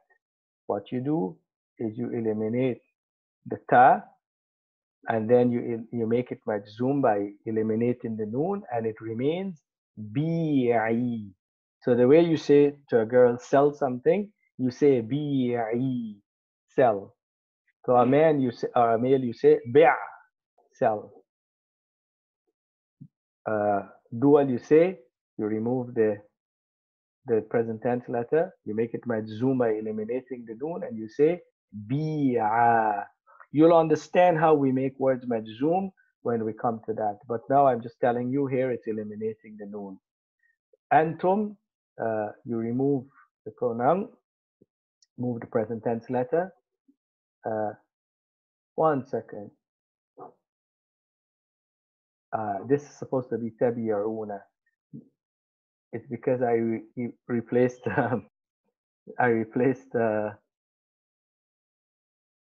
tabi'una. I did search and replace waw with ya, and those were not supposed to be replaced. This is supposed to be tabi'una, so it would be bi'u. Bi'u is the command, and this one here you just eliminate the pronoun, of course we don't want that there, and the present tense letter, and it remains bi'na. Bi'na is the, excuse me, what did I do? Bi'na is the way you command a group of women to sell something. You say to them, bi'na kada wa kada, sell such and such a thing. Khafa, it's strange. So we can take the same thing here. Copy this.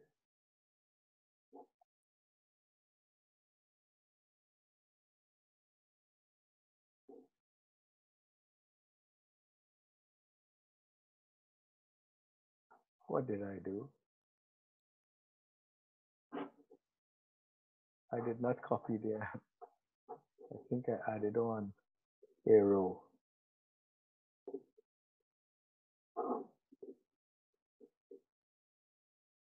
That adds on a row. That does not select the table.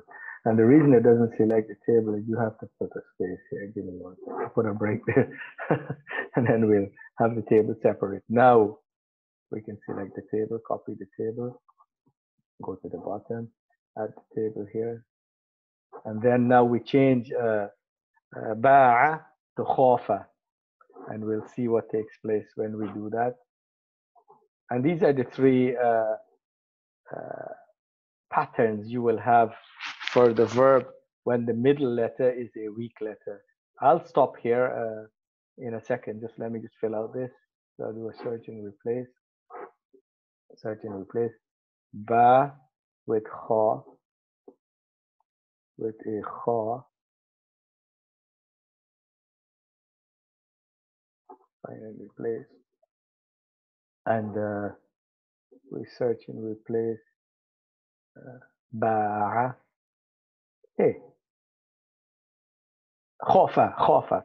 Sorry, we search for the ayn and replace it with a fa, and we get replace all, and we have khofa, khofat. And check this out now, because the middle letter is originally a waw with a kasra, we say khifti. أنت خفت أنت خفتي أنا خفت هما خافا هما خافتا أنتما خفتما نحن خفنا هم خافوا هن خفنا أنتم خفتم أنتن خفتن. Present tense يخافوا. So to be an alif. Replace.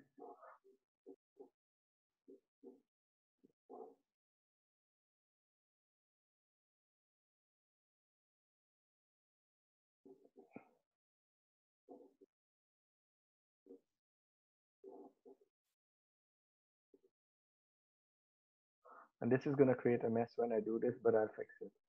So it replaced the ya there also. So this yakhafu,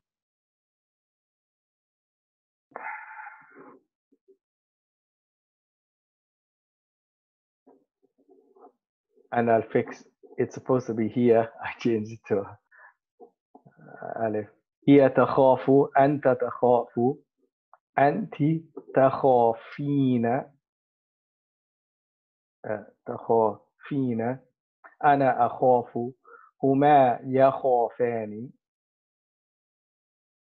أنتما تخافان نحن نخاف هم يخافون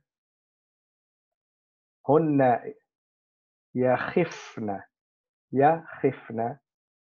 أنتم تخافون أنتن تخفن نحن نخاف. And the present tense would be replace the ba with a kha and replace the ain with a fa, and that's it. Khif, khafi, because remember this has an alif in the present tense. Khafi, khafa, khafa, khafu as the command, and khifna. I will fill out this chart and send to you, and I would just recommend, don't even worry about it, just read it, practice it, and hopefully when you come across a vowel, you will implement it, inshallah. I know it's a lot, but you'll get it as time goes along. Okay, let me summarize today's lesson to simplify it. What we're looking at is verbs with weak letters. Verbs with weak letters. I told you about the sahih for you to understand the categorization, but what we're addressing here are verbs with weak letters. When verbs have weak letters, there are 4 categories. The first one is called al-mithal, when the original letter, the first original letter is a waw or a ya. If it's a ya, just do it normal. If it's a waw and it's on the pattern of fa'ala yaf'ilu, fa'ala yaf'alu, fa'ila yaf'ilu, then you will eliminate the fa in the present tense and in the command. That's it. That's part of the lesson. The next one is when the letter is weak in the middle, al-ajwaf. Then you will have hazf. When you connect it, you would eliminate the letter when you connect it to the pronoun, damir al-rafa, the pronoun in the state of rafa, that has a haraka. You will do hazf, and then you will also put the vowel on the fa that matches the middle letter. So if the middle letter was a waw, you put a dhamma. If the middle letter was a ya, you put a kasra.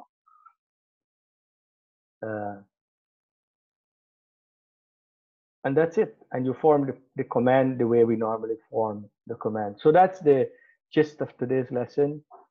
I will also send to you guys, this is page 17.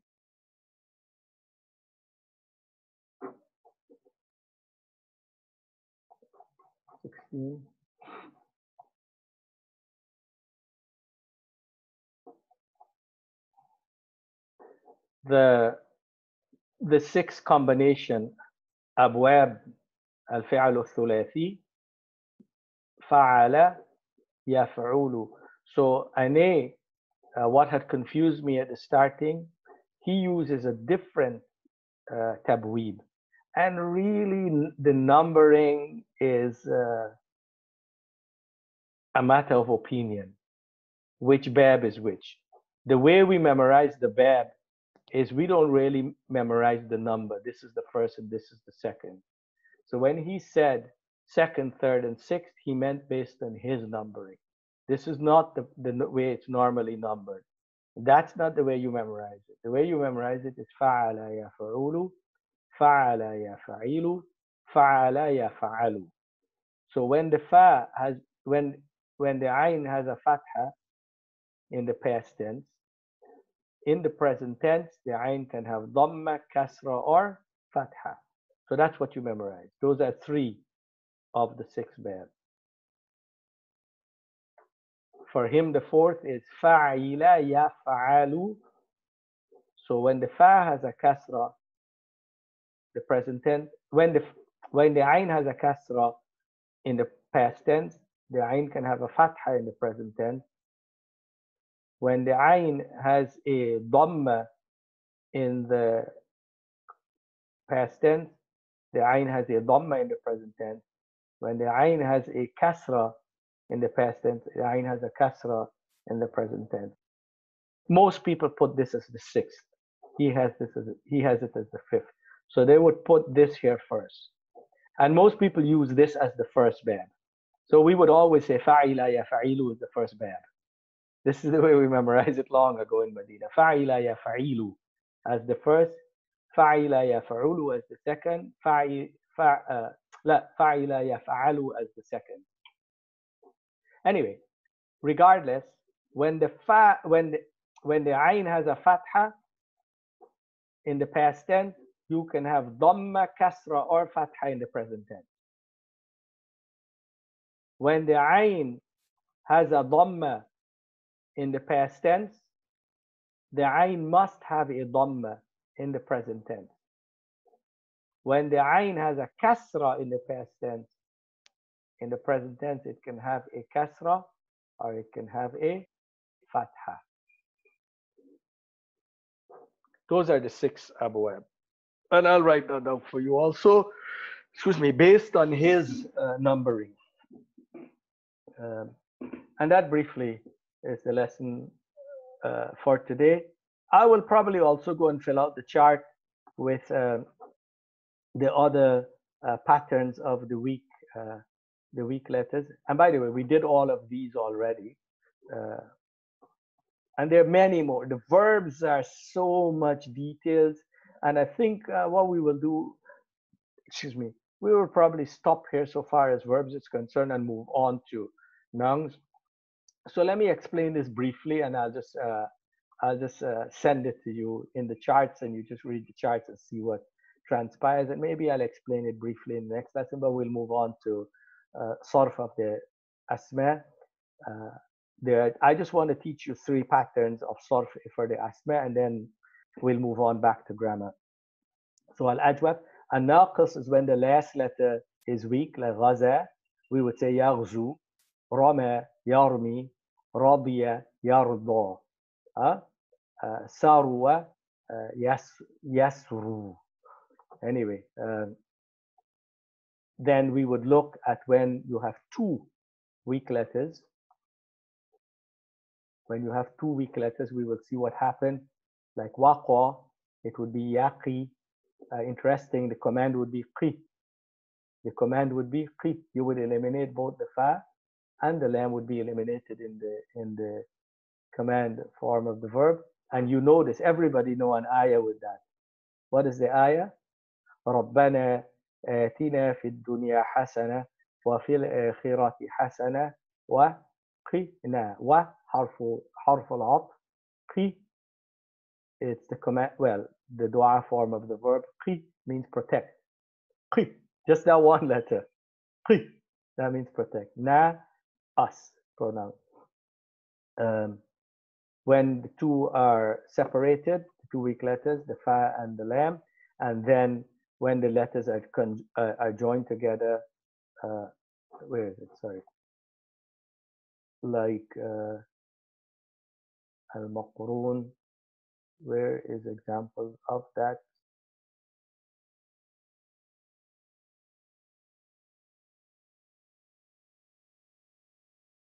Al-maqroon, tawa and nawa. Like nawa, you're familiar with it from the word niyya. Nawa, nawaitu, yanwi. And inshallah, I'll conjugate all of these verbs and put them in a chart. And really what you need to know is that when there are weak letters at the starting, the middle, or the ending, or a combination of them, that these letters, one of three things will occur. The letter would either be changed from a waw to an alif, or an alif to a waw, or so on.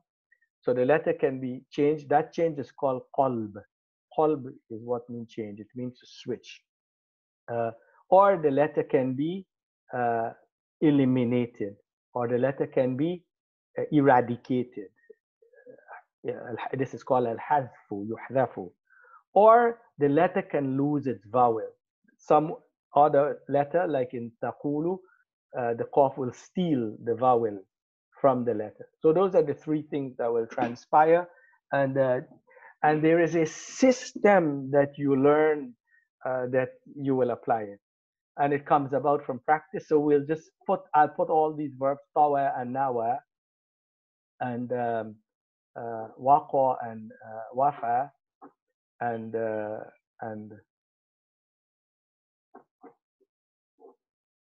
ghaza. Where are they? Ghaza, Rama, Rabi, and Sarwa. And we already did khafa, but I'll fix them. They need fixing because I did search and replace, and that messes up things sometimes. And I'll send that to you, inshallah. And just read it. Try to understand it. If you forget, it doesn't matter, as long as you realize that there are changes that take place when the letters are weak. And that is the gist of the lesson for today. And I'm sure you have a ton of questions. Any questions? I have a question, actually, if you don't mind, about something that you talked about earlier. Has to do with the verbs? No, that like alif maqsura, that like the like lose the. You said it was actually an alif, and it's an alif maqsura. Now it's a yeah without the dots. I just have a question about that. Like I think the Quran, and I don't know how to pronunciate it. Like, so for the example you said, like hadi, do you pronunciate it as like a prolongation or nothing at all? It's like kind of like non-existing in terms of pronunciation. Would you say hadi? Okay, so it all depends, Ahlam, how it is in the sentence. For example, let me give you an example here.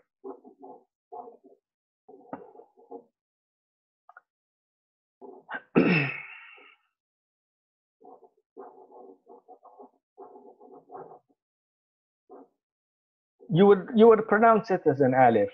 You would pronounce it as an alif. So if you come across the word hada, you would say hada هداهم الله أولئك الذين هداهم الله فبهداه مقتده.